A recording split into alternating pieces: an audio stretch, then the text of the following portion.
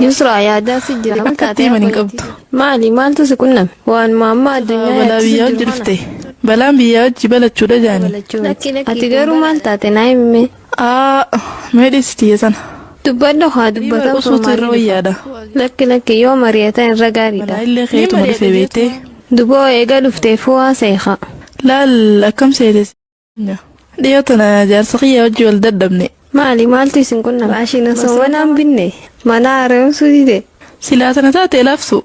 Jaarsa kiyya bikka akkanaatti nama gaariidha. Osoo naan hin gaafanneen akkan. Ta'een qalbii keessa yaadee tana godhi jeetii baajata keessa naa ramada.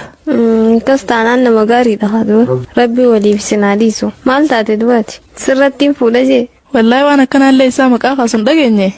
Huliillee isa yaachisini. Ammin. Duba maalii madduha? Xiqqoo laal shakkii heddummaata. Akkam? Maal taate jaa?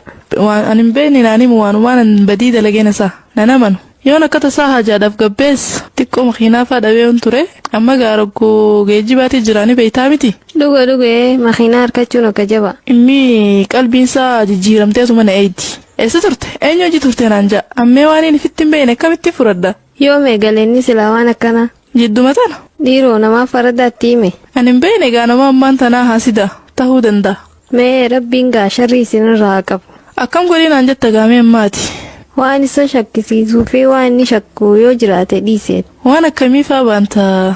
Jechuun bilbilumaa ho'aa yoo namni yeroo dheertuu si bilbile yookiin za'a malee yoo namni si bilbilees xiqqoo zanniin isaa boora'uu dandeessi. Waan akkana anilleen haalaan hin xiqqeessee jira. Firoottan kiyyaa osoo an taane hin dubbisu.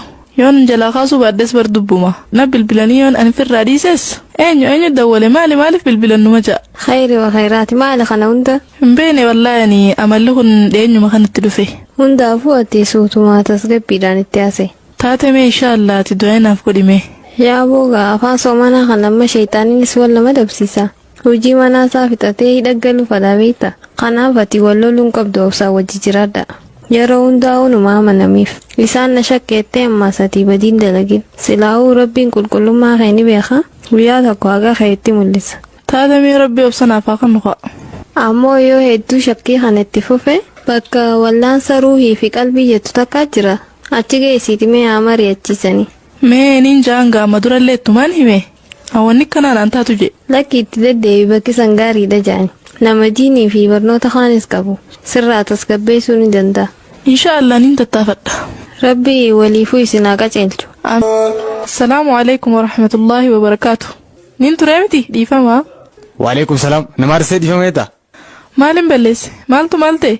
An addunyaa tanarraa namni na aarsu nama akkamiitiin beekta? Hin beeku. Nama osoo badiisaa beekuu irra deebi'ee nama gaafatu. Duboo nyureessan. Simataa keeti. Badii akka nama hin beekne na gaafatta. Magarsaa maalin balleesse natti himi kaa. Ammaan alaa dhufee miifiifuu. Tana kaa badiin ta'e. Maalsa? Maaliif dila kana turte? Taaksiin hin jirtu bara rakkoo taaksiiti. Baajaajuu eegaltee hin jirtu kijibdu. Taa'e magarsaa jarjartee na arrabsini. Ani lubbuu lama kaan ta'e nan beektu. Akkamittiin namaa jallii baaseena. Suutee eeggadheetii yaabbadhe. Anamma dhufta jeetiin barsee eegu jira.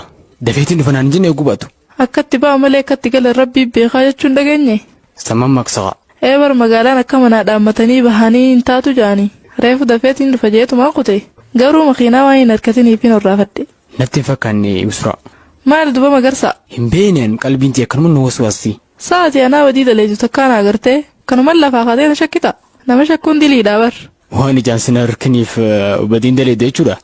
Mee maalirra dhaabbattee na shakkuu dandeesse? Ilmi namaa nama namu haa yeroo ammaan tana. Atis bar ilma namaa keessaaye. Nama amanuun ulfaataadhaan jee. Ati takka hamtuu raawwattee ni beektaa? Laa. Anis akkasumaatiin na amani. Akkamittiin si amanaan? Akkatti na amantu sumaa beeka. Mee maal godhuun qaba akka ati na amantuuf? Yeroo gabbaatees turuun sirrii miti. Namaan ani feene wajjinis hin deemin. Eenyu wajjin hin deemu jira? Dhiisee bara namma. Boo namni ammaan tanaa sharrii qabaa. Waan hamtuu si barsiisan. Waan hamtuu si gorsan. Tanaafuu sitti hime nama wajjin deemin. Namaan ala jiraachuun ni danda'ama. Hiriyyaa gaarii filadhee hojii jiraadde maal qaba? Obboleettii Islaamaa tan karaa kheyriirra na yaamtu. Namuma karaa kheyriin nama yaamuutu hin jirre. Taayitaa ni jira akkanan jeeyin. Hundaafuu mee bakka wallaansa ruuhii fi qalbii san dhaqi. Maal? Atis akkasuma naan jetta? Maraataa dhaqanii hin dhaquuf. Bikka san maraataa dhaqa. Lakki maraataa qofa miti. Iftas gabbeessuuf garuu gaariidha. Hin dhaquun ati hoo fedhe dhaqi. Haya waswaasa kana ofirraa dhiisi. Saanga lubbuun nu keessa jirtutti akkam shakkii dhiifna. Wal shakkaa duba kamitti waliin jiraanna? Gaafumaan if gaafachuu jiru ati si na gaafatta. akkas jettee magarsa.